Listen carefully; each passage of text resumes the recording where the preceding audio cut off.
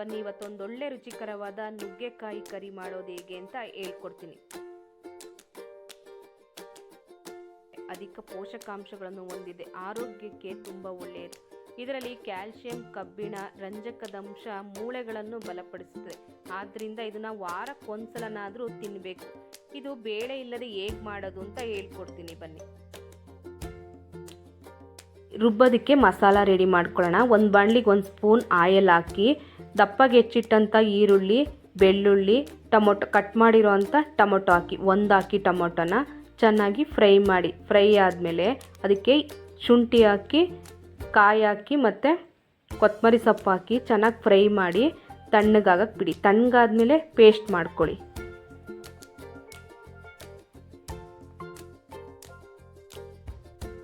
ಒಂದು ಬಾಣಲಿಗೆ 1 spoon oil ಹಾಕಿ ಸಣ್ಣಗೆ ಹೆಚ್ಚಿಟ್ಟಂತಹ ಈರುಳ್ಳಿ, ಸ್ವಲ್ಪ ಅರಿಶಿನ ಹಾಕಿ ಚೆನ್ನಾಗಿ ಫ್ರೈ ಮಾಡ್ಕೊಳ್ಳಿ. ಫ್ರೈ ಮಾಡ್ಕೊಂಡಾದ್ಮೇಲೆ ಕಟ್ ಮಾಡಿ ಇಟ್ಕೊಂಡಿರೋ ಅಂಥ ನುಗ್ಗೆಕಾಯಿ ಹಾಕಿ ಫ್ರೈ ಮಾಡಬೇಕು. ಅದಕ್ಕೆ ರುಚಿಗೆ ತಕ್ಕಷ್ಟು ಉಪ್ಪು ಹಾಕಿ ಲೋ ಫ್ಲೇಮಲ್ಲಿ ಚೆನ್ನಾಗಿ ಬೇಯಿಸಬೇಕು. ನೀವು ಬೇಕಾದರೆ ಕುಕ್ಕರಲ್ಲಾದರೂ ಮಾಡ್ಕೋಬೋದು ಫ್ರೆಂಡ್ಸ್. ನಾನು ಇಲ್ಲಿ ಇದರಲ್ಲಿ ತೋರಿಸ್ತಾ ಇದ್ದೀನಿ. ಈಗ ಅದಕ್ಕೆ ಉಪ್ಪು ಹಾಕ್ಬಿಟ್ಟು ಒಂದು 5 ನಿಮಿಷ ಲೋ ಫ್ಲೇಮಲ್ಲಿ ಬೇಯಿಸಿ ಚೆನ್ನಾಗಿ. ಈಗ ಬೆಂದಾದಮೇಲೆ ನೋಡಿ, ಈಗ ಈ ಥರ ಆಗಿದೆ. ಈಗ ಅದಕ್ಕೆ ನಾವು ರುಬ್ಬಿಟ್ಕೊಂಡಂಥ ಮಸಾಲೆ ಇತ್ತಲ್ಲ ಅದನ್ನು ಹಾಕೋಣ. ನಿಮ್ಗೆ ಎಷ್ಟು ಗಟ್ಟಿ ಬೇಕೋ ಅಷ್ಟು ನೀರು ಹಾಕ್ಕೊಳ್ಳಿ. ಈಗ ಚೆನ್ನಾಗಿ ಸ್ವಲ್ಪ ಫ್ರೈ ಮಾಡಬೇಕು.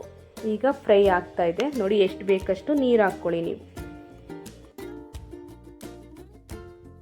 ಅದಕ್ಕೆ 1 ಸ್ಪೂನ್ ಗರಂ ಮಸಾಲ, ಧನಿಯಾ ಪುಡಿ 1 ಸ್ಪೂನು, ಸಾಂಬಾರು ಪುಡಿ 2 ಸ್ಪೂನ್ ಹಾಕಿ ಚೆನ್ನಾಗಿ ಕುದಿಸ್ಬೇಕು. ನುಗ್ಗೆಕಾಯಿಗೆ ಚೆನ್ನಾಗಿ ಮಸಾಲ ಹಿಡಿಬೇಕು. ಚೆನ್ನಾಗಿ ಮಸಾಲ ಹಿಡಿದ್ರೆ ರುಚಿ ಚೆನ್ನಾಗಿರುತ್ತೆ. ಒಮ್ಮೆ ಟ್ರೈ ಮಾಡಿ ಫ್ರೆಂಡ್ಸ್, ಎಷ್ಟು ರುಚಿಯಾಗಿರುತ್ತೆ ಅಂತಂದರೆ ನಿಮಗೆ ಇಷ್ಟ ಆಗುತ್ತೆ. ಈ ವಿಡಿಯೋಸ್ ನಿಮ್ಗೆ ಇಷ್ಟ ಆದರೆ ಲೈಕ್ ಮಾಡಿ, ಶೇರ್ ಮಾಡಿ, ಸಬ್ಸ್ಕ್ರೈಬ್ ಮಾಡೋದು ಮರಿಬೇಡಿ. ವಾರಕ್ಕೊಂದು ಸಲನಾದರೂ ಮಾಡ್ಕೊಳ್ತೀನಿ ನೋಡಿ. ಇದು ಎಷ್ಟು ಚೆನ್ನಾಗಿ ಕಾಣಿಸ್ತಾ ಇದೆ. ಇದು ಮುದ್ದೆಗೆ, ಚಪಾತಿಗೆ, ಅನ್ನಕ್ಕೆ ಸೂಪರಾಗಿರುತ್ತೆ. ಒಮ್ಮೆ ಟ್ರೈ ಮಾಡಿ ಫ್ರೆಂಡ್ಸ್, ನೀವೇ ಹೇಳ್ತೀರಾ ಸೂಪರಾಗಿದೆ ಅಂತ. ಈ ವಿಡಿಯೋಸ್ ನಿಮ್ಗೆ ಇಷ್ಟ ಆದರೆ ಸಬ್ಸ್ಕ್ರೈಬ್ ಮಾಡೋದು ಮರಿಬೇಡಿ. Thank you.